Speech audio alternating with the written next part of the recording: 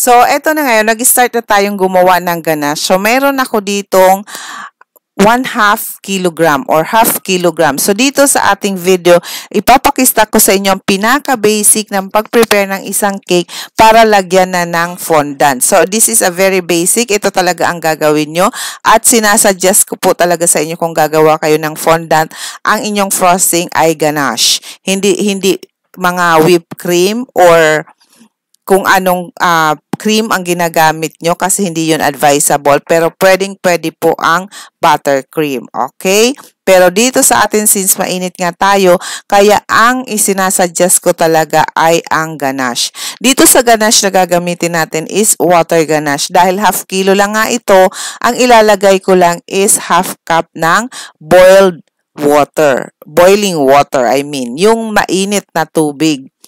Or kaya, kung gusto nyo namang all-purpose cream, kalahati ng isang pouch, yung 250 ml na all-purpose cream, hatiin nyo yun, yun ang ilalagay nyo dito. Kasi ang isang pouch nun ay saktong-sakto lang sa 1 kilo na dark chocolate. So, ganun lang po at ayun nga, very easy lang siya. So, dito, water ganache. Ayan, nilagay ko na yung hot water and then hahalu-haluin nyo lang hanggang siya ay matunaw at wala nang buo-buo. Pwedeng ilagay ulit sa microwave pero mga 30 seconds lang. Okay?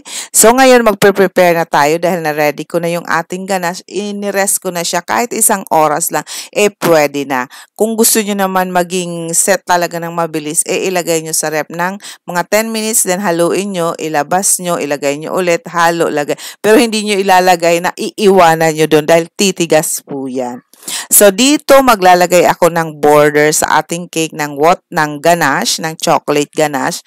Anong purpose nito? Kasi ang ating filling ay dulce de leche.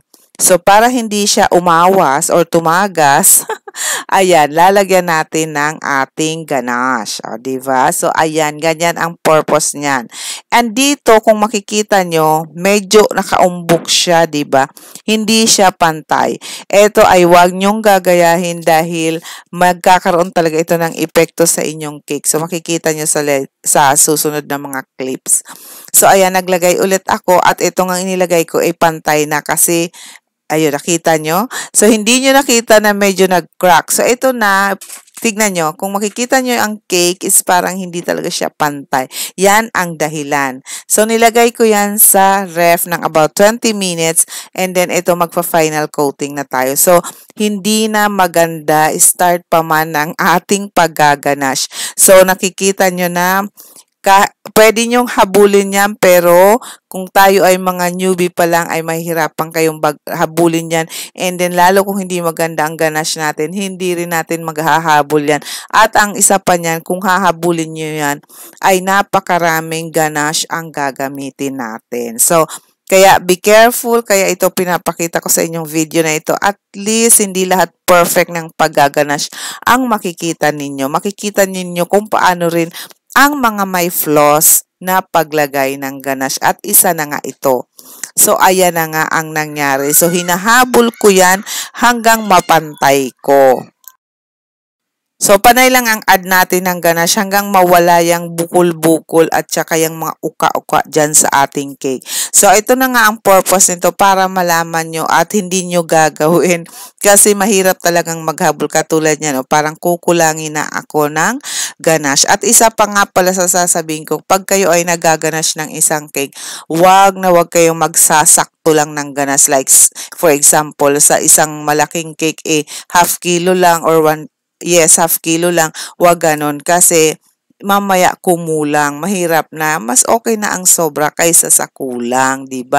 Magagamit nyo naman ulit ito at pwede nyo itong itago ulit sa ref kung may sobra at ang gagawin nyo is iinitin nyo na lang ulit bago nyo gamitin. So, ganon. So, ayan, talagang hinihirit ko siya na kuminis.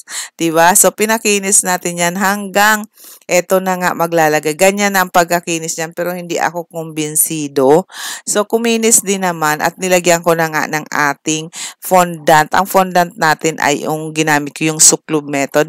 Pero itong fondant na ito is walang iba kundi ang tinatawag ko na 3 ingredients fondant. So, pwedeng-pwede ito sa suklob method, pwedeng-pwede din ito sa paneling method. So, ayan, ganyan yung simple na paglagay ng fondant, ang tinatawag na suklob method. Kasi easy ito, kaso kailangan lang maingat kayo sa pagbababa ng fondant para hindi siya mapunit. So, ayan, pero hindi naman siya mapupunit.